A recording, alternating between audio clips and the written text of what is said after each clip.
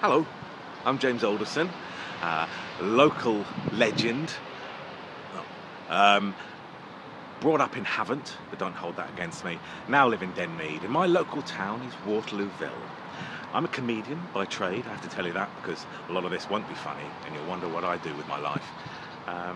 I am here just to because I've been looking into the history of Waterlooville, because probably not many people have heard that Waterlooville is 200 years old this year. 200 years old! It was founded in the same year that we won the Battle of Waterloo. And legend has it that there was a pub, they don't know what the name was, but on the way back from the Battle of Waterloo, walking back from Portsmouth Harbour, the heroes of that battle were walking home, and they stopped at that pub in the middle of this hamlet, just a pub and a couple of ramshackle huts and buildings. And they stayed there, and they decided to settle and build themselves a home. And they renamed that pub the Heroes of Waterloo, and over time this Waterloo little hamlet was called Waterlooville, village of Waterloo. And here we are 200 years later. It's legendary, but not many people have heard about it. So I decided to have a little look around the town, my local town, and dig out some history and find some classic buildings. Some of you are thinking, why are you walking around a graveyard, James? Is it because your career's dead? No, it isn't, and you can shut up. What I've been doing is finding little wonderful buildings around the town and discovering little nuggets that maybe I can share with you over the next few months to help you learn a bit more about your town or your nearby town, because there are some wonderful surviving little buildings that have lasted the demolition and the destruction of the architecture over the 50s, 60s and 70s and 80s. It's been amazing, actually. I've been walking around. Some people quite high up in councils and establishment have been saying how sad it is that so many of the old buildings are gone. The original building destroyed, knocked down in the 60s, the Heroes of Waterloo pub, and in its place was built the Nat West Bank, which of course we all cherish and love today.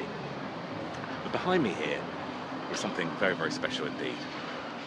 No, not a red car. It's this building here, Swiss Cottage. Many of you probably just walk past it and don't even think about it.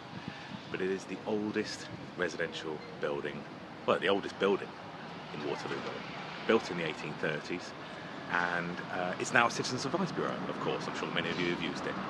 But over the years, it's been a residential home, a newsagent, and also they think a toll cottage, because this road coming down here was actually a toll road, or a toll track that went through to the nearest towns and cities a lot quicker than the existing roads. And they think that one of these was on either side of the road to take the tolls for the travellers going through it. Nearly 200 years ago. Now I know what you're thinking, James, it's 200 years old, Waterlooville. What are they doing that's special? Well, I'll tell you what they're doing. They're blowing this up. Yeah, you heard right. The oldest building in Waterlooville, on the year of its 200th birthday, they're destroying this, knocking it down, and building 3-story flats. What a fitting tribute to a wonderful town's history. I don't know about you, but I certainly look at Waterlooville the same as I look at Havant, a bit of a concrete jungle, somewhere that's been built upon and built upon. As we've been looking around, so many of the old buildings are either blocked in or have been knocked down or burnt down. Weird how that happens so often with old buildings, isn't it? They burn down. And it's been commented on quite regularly how sad it is that there's not much left of Waterlooville. And I think that keeping the old buildings that are left reminds people of the identity of Waterlooville and Havant, and makes them maybe value where they live a bit more. And wouldn't it be nice if this building here, lovely little quaint building, was kept and maybe refurbished, done up? Maybe there was a plaque on there, just to remind people that Waterlooville isn't just some mess of 60s and 70s architecture and pedestrianised precinct and charity shops. It does have some wonderful heritage, like this old guy in a red jumper behind me. He certainly lived a bit. Anyway, I don't know if this video is going to do much, but I'm sure it won't stop it getting blown up. After all, the council will do what they want to do.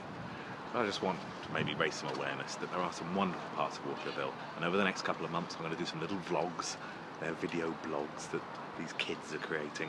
I'm going to find a way of doing it. I'm going to let people see all the tiny little gems that are left in Waterlooville of history, lovely little buildings, maybe insight into why I think Waterlooville's a lovely town, and maybe we can make something of it, and who knows, stop stuff like this getting blown up. Happy 200th birthday, Waterlooville. Boom!